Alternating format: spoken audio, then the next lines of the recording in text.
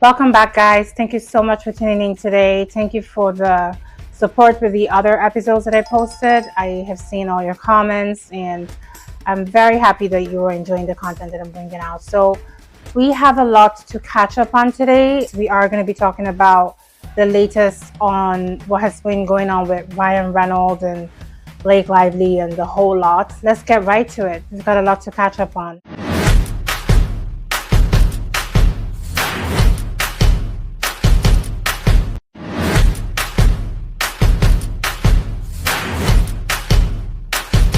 So it seems like Blake Lively's PR team is working overtime.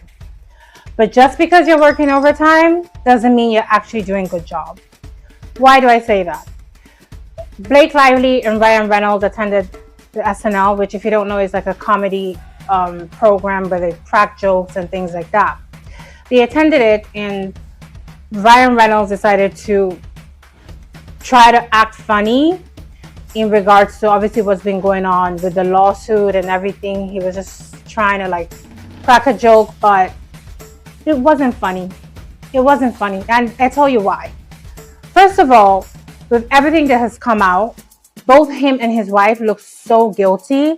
And it seems like they literally made a very, very targeted effort to destroy another human being's career. Second of all, if your wife claims that she was sexually assaulted or whatever it is that she's claiming, right? Sexual assault, among other things, that's not funny. You don't go to the SNL and crack a joke about it. It's not funny. It's not funny.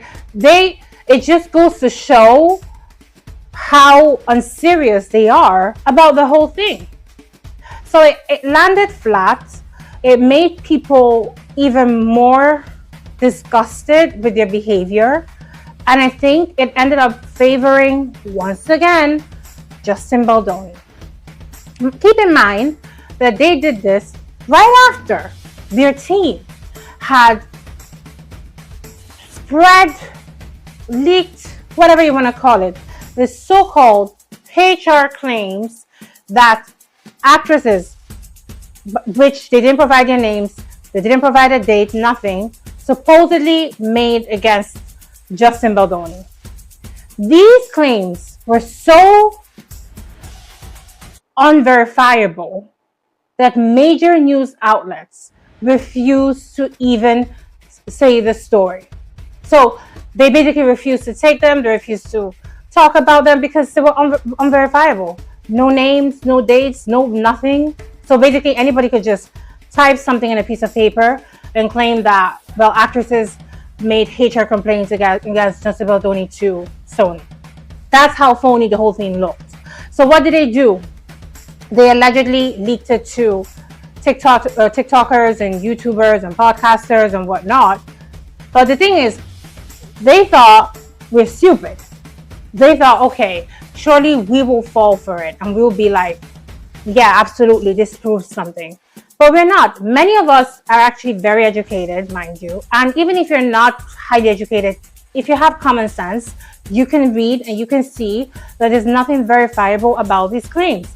And may I add, whatever claims that they're putting out does not erase the fact that Blake Lively made a claim of sexual assault and smear campaign and has not been able, allegedly, to provide a single proof.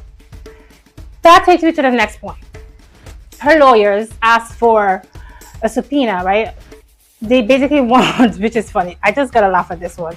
They basically want Justin team to provide phone records. So they want Verizon, T-Mobile, they want them to provide the phone records of Justin for the past, I guess, 2-3 years that this whole mess has been going on, because they're trying to find the proof of what they're claiming in his phone records. It's all alleged, but it's out there. Now, think about it. You file a claim. You are meant to bring the evidence to the court so that the case can be judged, right?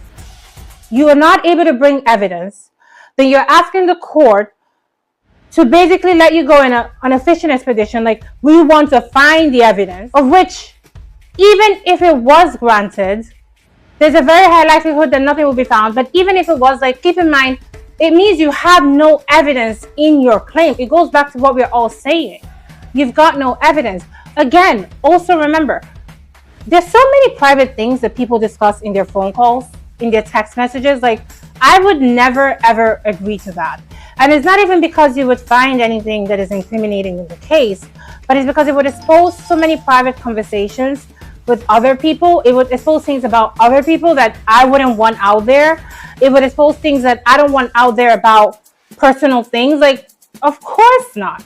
Of course not. And of course the judge shouldn't grant it. But then again, it just goes to prove that you filed a claim with no evidence, because you were trying to bully this dude and you thought he wasn't going to be able to do anything, and probably, you know, the case was just going to end up being settled. I don't know what they were thinking, because I'm actually beginning to struggle with trying to understand them. You know, I really am. It's a lot. It's a lot. In addition to all of this podcast that Justin allegedly did about a year ago comes out, where you can see him in distress. He was talking about all he has had to go through, all he has had to tolerate. He wasn't specifically talking, he didn't mention exactly what it was, but he was saying he was having such a hard time and how the year had been so tough. So how he was struggling with sleep.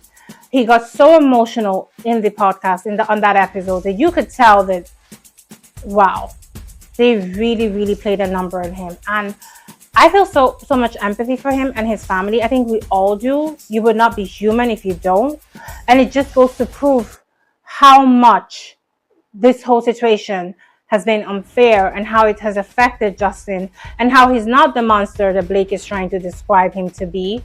But quite frankly, she's the one coming across as the monster, you know. And the more she does this kind of stupid stunts, her and Ryan Reynolds, the more they come across as that. That's why now things from the past have come up. There's this interview that she did.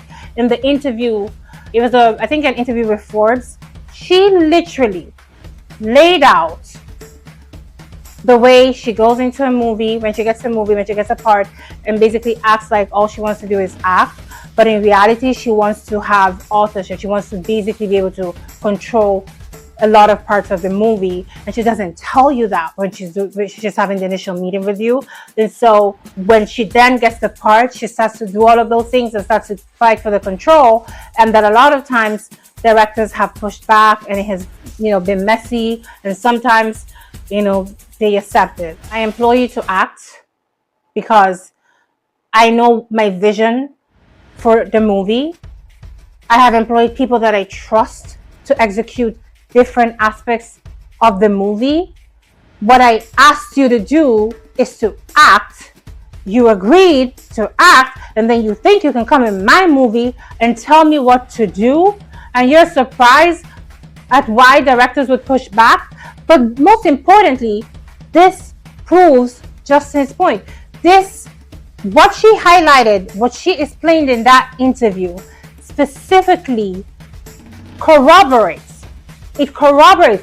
For me, if I'm a part of his legal team, that'll be Exhibit A. I think she talks too much. I think that's what it is, because I don't even think it's smart to say something like that outside, like publicly, when you know that it's something that you do. Like, you should keep it a secret. But she basically just told us what she does. She hijacks people's movies when they employ her as an actress. And of course, having Ryan Reynolds as her husband makes it even easier to do, right? So that comes out. And of course, that was even worse PR for her. And I think that's probably that, plus everything else that's been going on, made her PR team go, okay, we need to do something. We need to do something before it's too late. And then they stupidly started leaking all those claims that have no backing and no validity, to the best of our knowledge, and sending them on SNL to make a fool of themselves, because homeboy looked like a fool. That's how he looked. He looked like a bloody fool. Who does that? Make a joke about sexual harassment, an alleged sexual harassment that was done to your wife, and you make a joke about it. Oh, gosh. You see, they get me sweating. Like when I'm talking about this, I get heated because it's just so annoying. It's annoying, guys. It really is. Someone else that really needs to be called out in all of this is Colleen Hoover. She recently deleted posts talking about It Ends With Us because, you know, she came out fully supporting Blake Lively when she initially made the claim. And because of all the backlash she got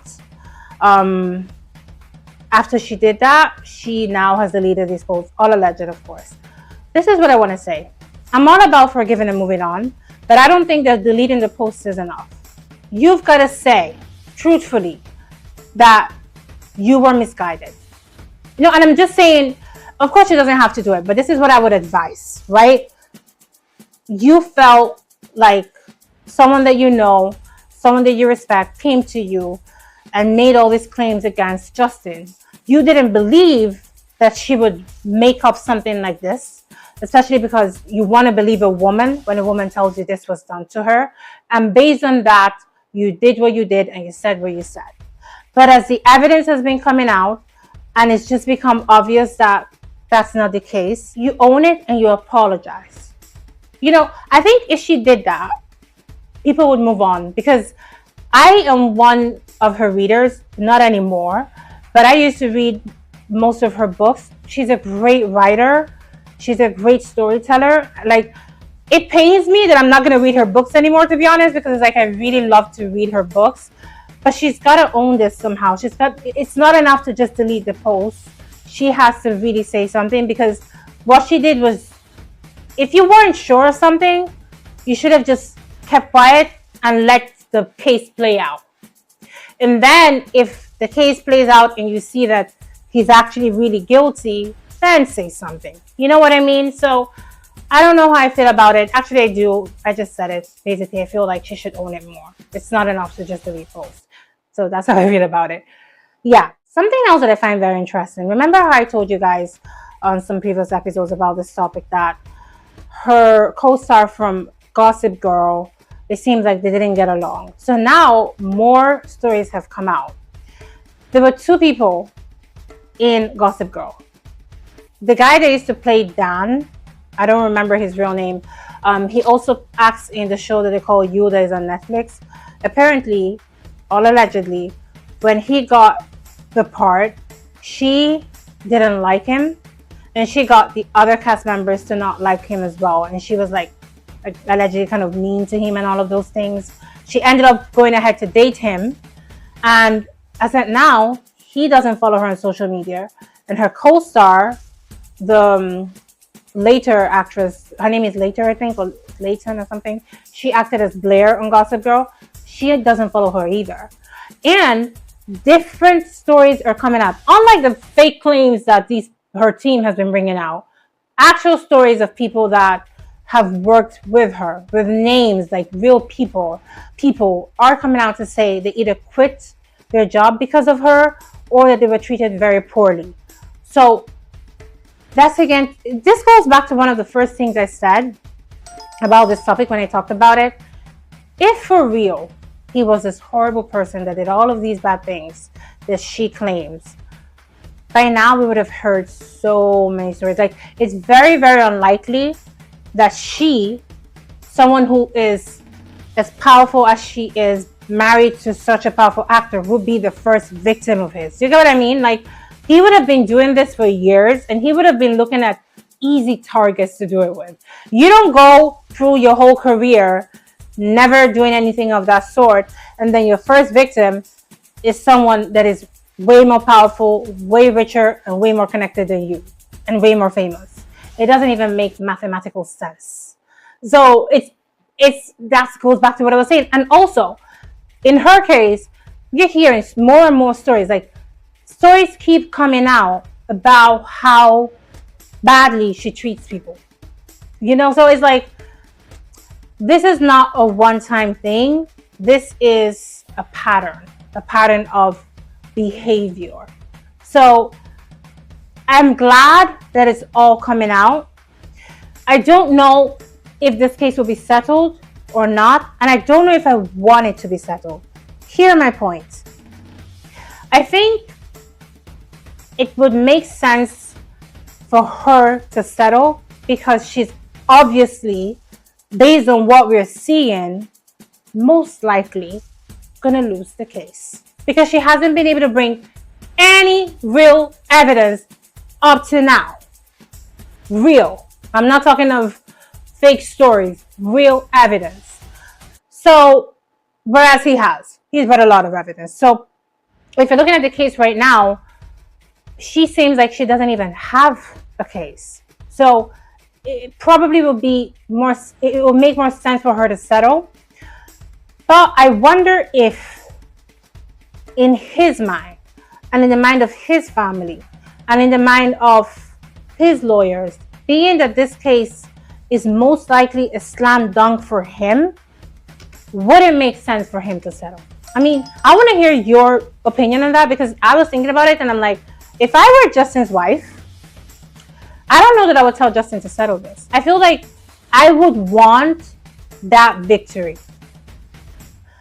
To clear my name 100%, to clear my husband's name 100%, to make it very, very known to everybody without a shadow of a doubt, this woman made up lies against my husband. Like, that's the way I would think.